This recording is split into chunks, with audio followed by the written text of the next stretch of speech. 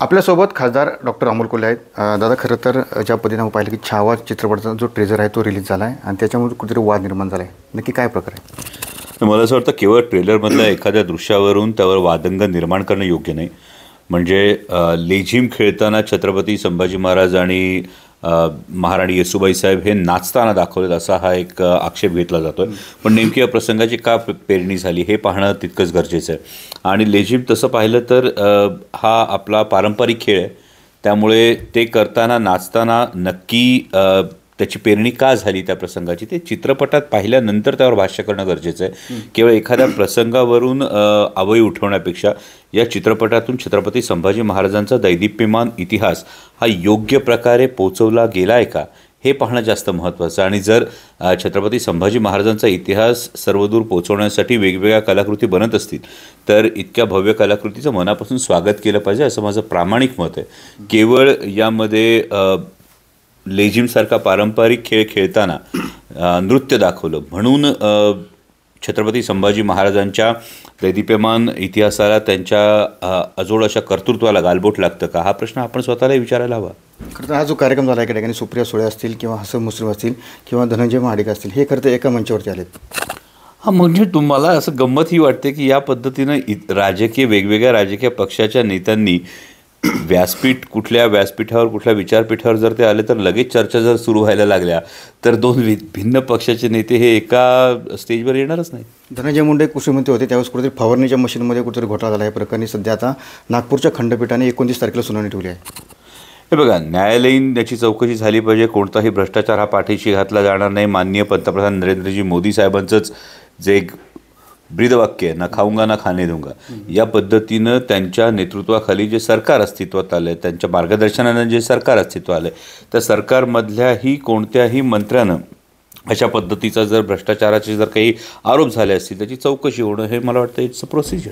खरं तर धनंजय मुंडे ज्यावेळेस कृषी मंत्री होते त्यावेळेस कुठेतरी सोयाबीन असेल किंवा कापूस असेल याच्या ज्या योजना आल्या होत्या त्या योजनेमध्ये घोटाळा झाला, त्यामुळे कुठेतरी जे अधिकारी त्यावेळेचे असतील ते कुठेतरी अडचणी देतील का? मला वाटतं की आताही कृषी खातं हे त्यांच्याच पक्षाकडे आहे आणि माणिकराव कोकाटे हे त्या खात्याचे आता मंत्री आहेत. त्यामुळे जर शेतकऱ्यांच्या कुठल्या योजनेमध्ये भ्रष्टाचार झाला असेल तर त्याची सखोल चौकशी ही झाली पाहिजे. ही तर विरोधी पक्षाची ही नेहमी मागणी आहे. परंतु या पद्धतीनं निष्पक्षपातीपणानं चौकशी जर झाली तर त्यातलं सत्य बाहेर येईल असं मला वाटतं. महादेव गीते याच्यावरती जो हल्ला झाला तो वाल्मिकांनी करायला लावला होता आणि त्याचा जो व्हिडिओ आहे त्यावेळेस जखमी करल्यानंतर जो व्हिडिओ झाला तो आता कुठेतरी जितेंद्र आव्हाडांनी ट्विट केला आहे. जितेंद्र आव्हाडांनी हा एक मोठा व्हिडिओ ट्विट केलेला आहे आणि यामध्ये वारंवार अशा पद्धतीच्या आरोपांमध्ये अशा पद्धतीच्या गुन्ह्यांमध्ये एखाद्या व्यक्तीचं नाव येत असेल तर त्यांच्यावर त्या गुन्ह्यांच्या संदर्भातले आरोप हे करण्यात आलेले आहेत का, FIR करण्यात आलेले त्या गुन्ह्यांची नोंद करण्यात आलेली आहे का, त्याच्यावर काही कारवाई करण्यात आलेली का हे सुद्धा पाहणं तितकंच महत्त्वाचं आहे. आणि जर ही करण्यात आली नसेल तर मग अशा गुन्हेगारी प्रवृत्तीला कोण पाठीशी घालते हेही पाहणं तितकंच महत्त्वाचं आहे. खरं तर राज्यामध्ये जो विरोधी नेतेपदाचा जो वेगवेगळा फॉर्म्युला वापरला जातो म्हणजे दीड वर्षाचा, त्याला कुठेतरी शरद पवारांनी सांगितलं की 1.5 वर्षाचा फॉर्म्युला वापरला गेला पाहिजे, त्याला सहमती दर्शवली. मात्र काँग्रेसचं म्हणणं असं आलं आहे की काँग्रेस आणि शिवसेना ह्या दोन पक्षांनाच खरं तर विरोधी पक्ष मिळलं पाहिजे. नाही, मला असं वाटतं की असं कोणाचं म्हणणं आहे ते एकतर पाहायला पाहिजे आणि हे काँग्रेसच्या स्थानिक नेतृत्वाचं म्हणणं आहे की हे काँग्रेसच्या वरिष्ठ नेतृत्वाचं म्हणणं आहे, शीर्षस्थ नेतृत्वाचं म्हणणं आहे हे सुद्धा पाहणं तितकंच गरजेचं आहे. खरं तर नाशिक असेल किंवा रायगड असेल येथील पालकमंत्र्याचा जो विषय आहे त्या संदर्भात मुख्यमंत्री उपमुख्यमंत्री म्हणजे एकनाथ शिंदे आणि देवेंद्र फडणवीस यांच्यामध्ये आज रात्री बैठक होणार आहे. मग ही बैठक होणार आहे त्याच्यातून तिढा सुटावा. मुळात जे पालकमंत्रीपदासाठी इच्छुक आहेत त्यांनी पालकमंत्रीपदामध्ये एवढं काय महत्त्वाची गोष्ट आहे आणि असे कोणते महत्त्वाचे निर्णय हे संपूर्ण जिल्ह्याच्या विकासाच्या दृष्टीनं घेण्याचा एक विजन जे नेते इच्छुक आहेत, ज्या नेत्यांना मिळालं आहे यांची जर सारासार चर्चा झाली तर इतरांनाही त्याचं मार्गदर्शन मिळेल की असं नेमकं कोणतं विजन या पालकमंत्रीपदासाठी इच्छुक असणाऱ्या मंत्री महोदयांकडे आहे हे संपूर्ण महाराष्ट्रालाही जर अवगत झालं तर नक्कीच विकासाच्या दृष्टीनं फायदा होईल. आघाडी टिकवण्यासाठी आम्ही प्रयत्न करतो असं वडेट्टीवारांनी म्हटलं आहे. मात्र उद्धव ठाकरेंनी जर सोबळाची घोषणा केली असेल तर आम्ही काय करू शकणार नाही. हे बघा, प्रत्येक पक्षाचा हा अंतर्गत निर्णय आहे. कार्यकर्त्यांच्या महत्त्वाकांक्षा पाहून त्याबाबत वरिष्ठ नेते हे नक्कीच त्या बाबतीत प्रयत्न करतील आणि हा मला वाटतं कार्यकर्त्यांना विश्वासात घेऊन प्रत्येक पक्ष स्थानिक स्वराज्य संस्थांच्या निवडणुकांच्या दृष्टिक्षेप ठेवून त्या दृष्टीने निर्णय घेतील. नक्कीच आपण शिरूर लोकसभेमध्ये कार्यरत आहात. गेले 2 दिवस तुम्ही लोकांच्या गाठीभेटी घेतल्यात. नक्की काय समस्या आहेत शिरूर लोकसभा मतदारसंघामध्ये?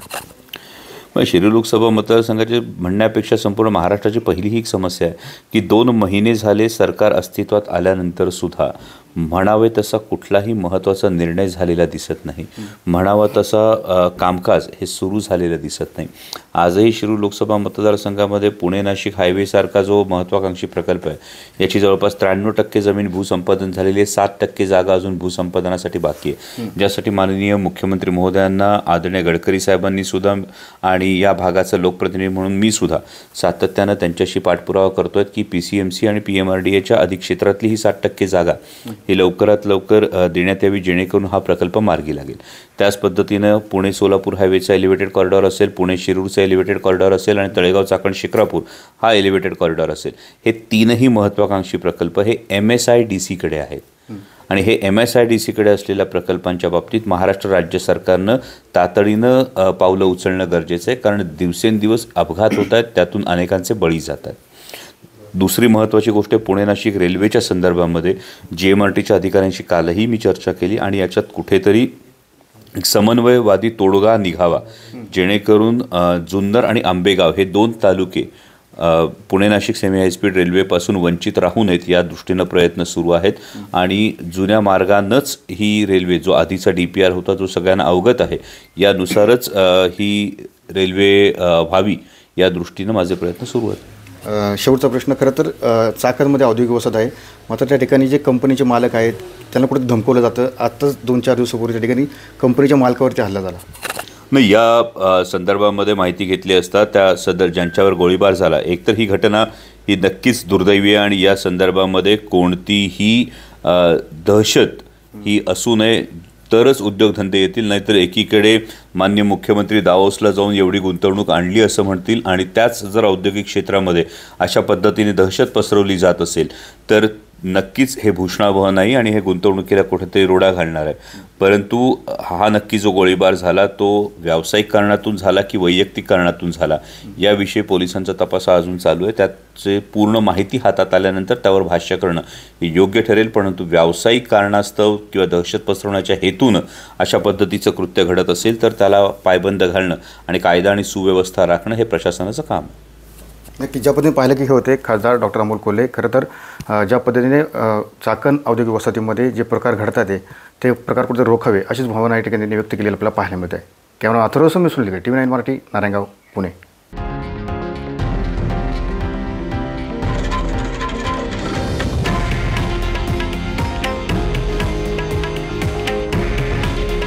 हे आहे देशातील नंबर 1 न्यूज नेटवर्क आणि आपण पाहत आहात TV9 मराठी. काळजी तुमची, हित महाराष्ट्राचं.